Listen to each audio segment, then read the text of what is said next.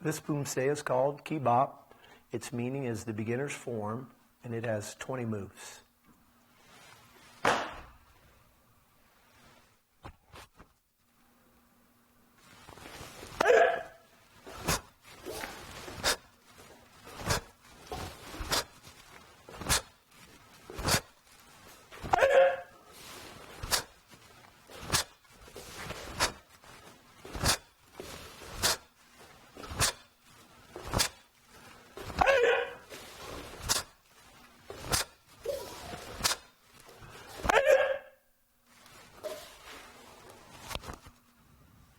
In this section, we're going to talk about poomsaes. Poomsaes are also known as forms, katas, or hungs, and it's a traditional and ancient way of training, primarily by yourself. When you practice your poomsaes, your thoughts should be to imagine that you're actually battling an opponent. So you must visualize defending yourself against opponents. Other thoughts when you're doing your poomsaes, technical skills. For instance, when you are preparing for blocks or kicks, folding techniques or chambering are very important. For instance, on the first poomsae, when I do my first block, I have to prepare my arms. We call this a fold in order to execute the technique. We have the action arm from the top, the reaction arm on the bottom. And the top arm goes down, the bottom arm comes back, action, reaction. All blocks are like that. Kicking too. We talked earlier about chambering our knees before we kick. That would be a technical skill, making sure we prepare our technique before we demonstrate it. Poomsaes are also a demonstration of your power. You want to be able to do your techniques powerfully. Timing, balance, breathing, these are all important aspects when doing your poomsaes.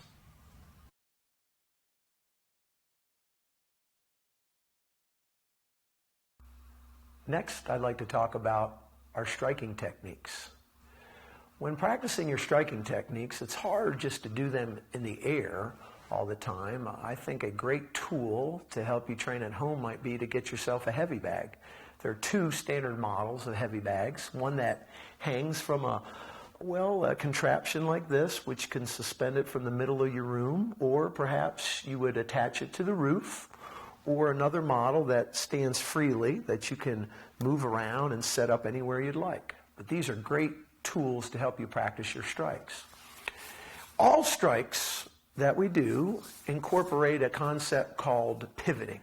When we strike, we just don't want to strike with our arm or upper body power. We want to try to generate power by using our bodies. And what I mean by that is I want to be able to pivot my hips and twist when I do my technique. If I just punch the bag, for instance, with my arm, I only generate arm power. But just by pivoting my body a little bit more, there's tremendous power that you can generate when you strike.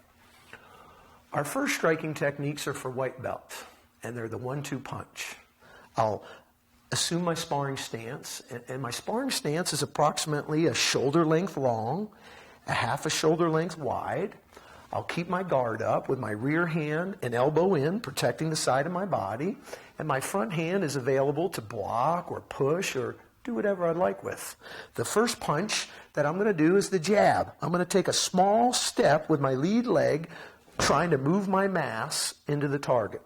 I'll be striking the target with the front 2 knuckles.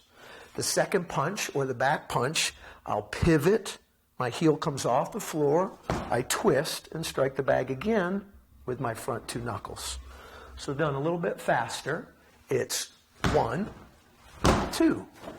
A little bit faster, 1-2 punch.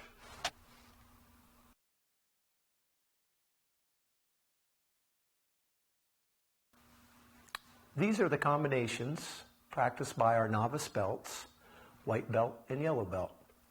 There are a few details I'd like to discuss before we do these, particularly the kicking skills first. When I'm doing my kicks, it's important 2 things. One is to prepare or chamber my knee before I kick, and the foot posture I use while I'm kicking. On the first kick, we'll be demonstrating is the axe kick. On the axe kick, I must lift my knee up first to chamber or prepare. I'll shoot my leg out, up over the target, smashing down with the bottom of my foot. The second kick is the front kick. First, I'll lift my knee again, chambering it in front and kicking with the bottom of the foot, called the ball. The third kick is the round kick. I need to pivot my supporting foot while my knee comes around and chambers. I'll extend my foot out, striking with the top or the instep of my foot. And the last kick, the side kick, requires another chamber, but a big pivot all the way around, stomping my heel and striking the target with my heel before I kick. The punches involved are just basic punches, the jab cross. The jab extends out, striking with my front two knuckles. I'll bring it back in. That number 2 punch will strike out again, striking with my knuckles, and again come back and guard my body. So I'd like to demonstrate those combos for you now. From a sparring stance, my first combination is axe kick, 1-2 punch.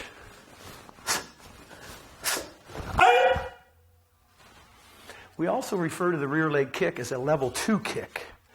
So this second combination is front kick, 1-2 punch.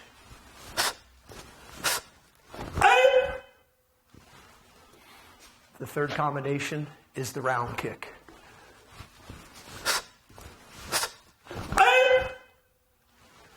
And lastly, the side kick.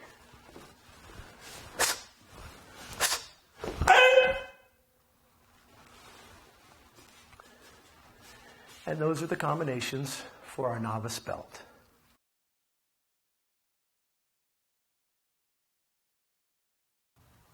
In this section, I'd like to talk about self-defense. The literal translation of Taekwondo is the Korean art of hand and foot fighting or self-defense. Years ago, when Taekwondo was created, it was actually created to be an art of self-defense. A neat thing about the martial art, as it's grown, is that there's many different aspects now of Taekwondo. If you think of Taekwondo as a large pie, there's different sections that make up the pie. I would like to think that self-defense is a good 25% of that pie. Sparring, another 25% of that.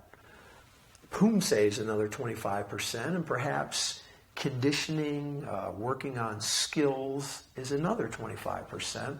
So there's a little bit to offer everyone. But everything we learn while we train in Taekwondo can be used in self-defense application. All the self-defense skills that we teach you here at North Florida Martial Arts are very powerful, and they're skills that may save your life one day. But other benefits received from training in self-defense are actually confidence, self-control, being able perhaps to walk away from a conflict if possible. But if it's a last resort and you need to defend yourself, these skills will enable you to do that. The fundamentals of our self-defense system are based on some simple ideas, the ABCs of self-defense. A represents awareness or being alert, particularly in your surroundings. We often think of 3 levels of awareness. Level 1 is the comfort of your home. You're in your house, you're comfortable, you obviously know where everything is. Your guard isn't up, you're in a comfortable situation. The next level might perhaps happen when you step out your front door. You look out the driveway, down the sidewalk, and kind of scan your surroundings. And then you might notice some things. You might notice your neighbor's trash can is knocked down. You might notice a dog barking. All of a sudden your awareness level rises a little bit. Level 3 awareness is when perhaps you notice that something's wrong. You notice that there's a stranger walking up the sidewalk, perhaps approaching you. Your level of awareness rises to where you might need to obviously be ready to defend yourself if necessary. B, in the ABCs, B stands for body language, and your body language is something that can perhaps prevent a situation by simply standing in a powerful posture and being able to show someone that you're confident with yourself. And C stands for controlling the boundaries between you and a person who's approaching you and not giving that person a chance to get close enough to you to strike you or perhaps grab you. And finally, D is when you have to defend yourself. When you've tried all your other options and you have no choice but to defend yourself, then you must commit to the situation and do whatever it takes to defend yourself. Some of the most ferocious fighters are mothers protecting their young in the wild, lions, tigers. And if you commit to that situation, you need to give it everything you have to defend yourself. These are the concepts that we introduce at the white belt level for self-defense. We've talked about the ABCs, but now let's see how they work. A, again, stands for awareness. And awareness is simply keeping an eye on what's going on around you. If you're walking to your car after shopping, you want to scan the horizon and look for any potential trouble, or if something's out of place or something looks fishy, you've got to be aware of your surroundings. Simple as that. If you're standing with your head down and you're not watching where you're going, you're leaving yourself open for an easy attack. Body language, B, is standing with confidence. Standing with confidence means shoulders back, eyes, again, scanning the horizon, making eye contact with someone if they were to pass by you. You don't want to stand and look unsure of yourself or disconnected, but always looking like you're confident. And C stands for controlling the boundaries between you and a potential attacker. I like to think of the safe zone between me and another person as approximately 1 meter. If I can keep that much space between that person and myself, they don't have a chance to strike me or grab me. From here, if he reaches out to grab me, he's too far away. If he throws a punch, he's too far away. Perhaps even a kick, he can't reach. So I want to keep that safe zone of approximately 1 meter. If he encroaches that meter, then he might be able to grab me. He might be able to strike me. He might be able to kick me. So I want to try to prevent that from happening by controlling the boundaries. Hey, what's going on? Stop! Hey, that's all right. I just want to talk to you. Hey! I said stop. Okay. I put my hands up. My hands are not in a threatening posture. They're open.